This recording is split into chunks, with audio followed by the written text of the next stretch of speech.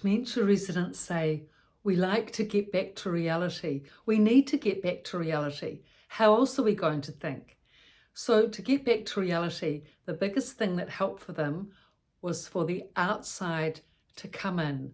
Information, news, general affairs, anything from the outside that came in helped them get back to reality. But one of the things that was extraordinarily helpful was actually David Attenborough with the animal programs, that reality of those beautiful wild animals in Africa, the oceans, the seas, the Amazon. They totally and utterly loved it. And because of his lovely, slow, mellow voice with the subtitles on the smart TV, they could read that and absorb it and take it in, not feel penalised. The outside coming in, they could enjoy, absorb and become informed. And it was a very powerful way of them being able to experience reality of the outside world coming in for them and not being penalised because of their constrained situation. Now, most of the dementia residents, being elderly, have either, like the elderly women, have mostly had cats, the men had dogs, and many of them have come off farms from Canterbury, South Island, here in New Zealand. So farming stock, they will have had cats, they will have had dogs, sheep, cattle, animals was their livelihood.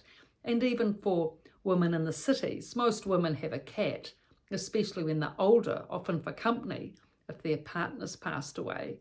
And the men especially have a dog. And sometimes, of course, the women will keep that dog on after the partner dies. So animals play a big part in dementia residents' lives, or they have played a big part. But of course, in a dementia unit, there's no animals unless a son or a daughter brings in, a little dog, and that's always welcomed. But other than that, there's no animals. There's only fish, but they're fish, and maybe a budgie, if you're lucky or unlucky with that. There was one lady who had a budgie, very loud budgie. They're not good actually for dementia units, budgies. There's enough noise actually without a budgie. But fish are good. They often, we always had fish, golden fish in the main lounge. They were appreciated. And lots of the dementia residents would actually sit and look at the fish. And one man actually had a fish tank, remarkably, in his own bedroom, well maintained by staff, with all the equipment there to look after it. So animals play a big part in terms of these beautiful, glorious, wonderful animal programs.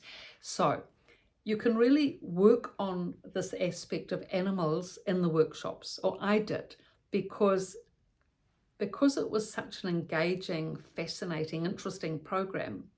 I could see that this was a way to be able to garner the concentration and cognition of the dementia residents and take them away from their dementia stress into the focused concentration of these David Attenborough programs, because there were so many aspects to it that really worked for the dementia residents. It was outside in, it was interesting, it was novel, it was attractive, it was sensational, exciting, entertaining. It had everything.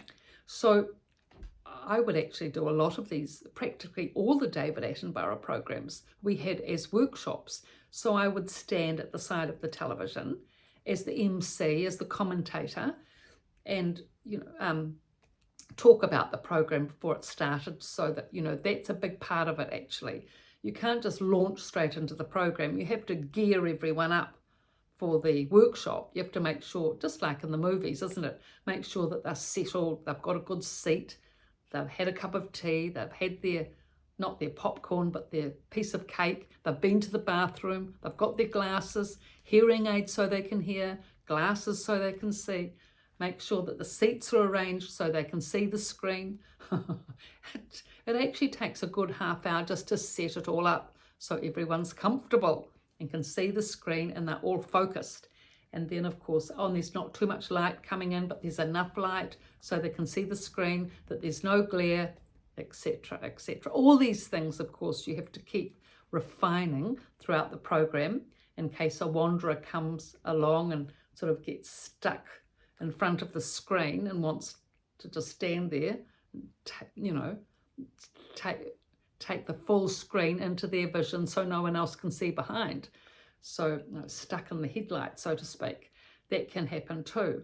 Or if there's disturbing behaviour, you need to settle down. So it's always important that you've got someone there to be able to MC the program and make sure that everything's calm and quiet so that the others can concentrate.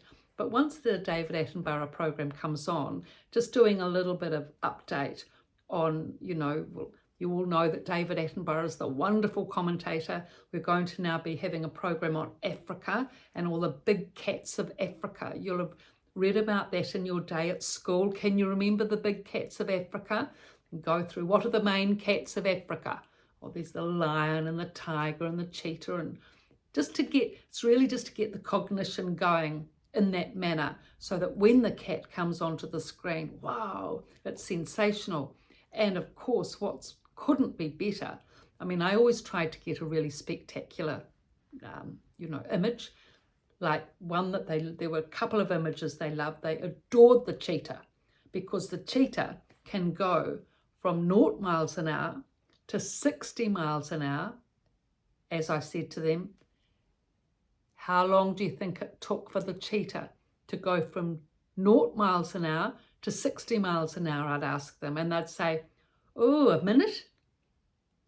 Less. 30 seconds? Less.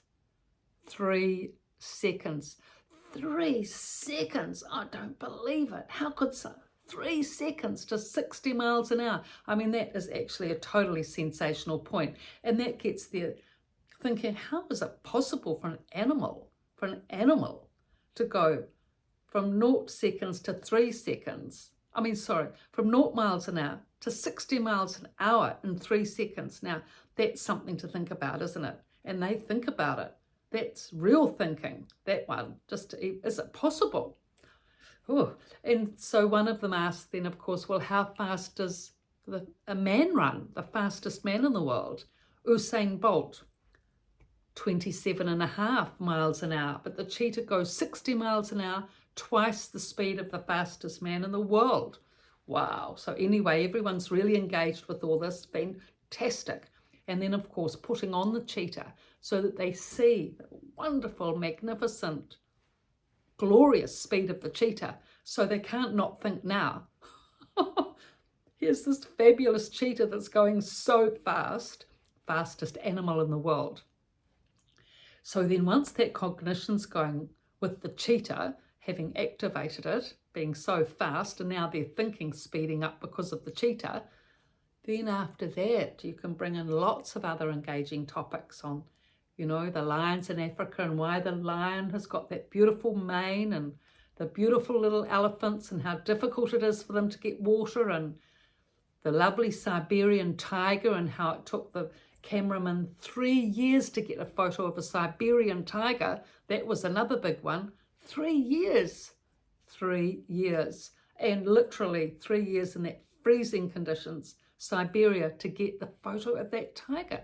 Such commitment of these, wildlife experts and photographers and journalists that will go out into the snow in these perilous conditions and wait to get the photo for National Geographic and for the rest of the world to see, and for all of you to see here in the dementia, no, don't say dementia, and for all of you to see here and now in this lounge. Yeah, they were so grateful. We are so grateful that these people are doing this for us, as they'd say, that we are so appreciative that these people are doing this for us for our entertainment. And it was, all constraints, all tension would just completely go. And there they were sitting in their own lounge, having a fabulous experience, just like at home. So here's the 2 books, The Resident's Voice and The Resident's Rise, I've written, both from a dementia unit with all the dementia residents' experiences, trials, tribulations, challenges, and rising to the occasion as they do. So thank you for your looks and your likes, and please subscribe.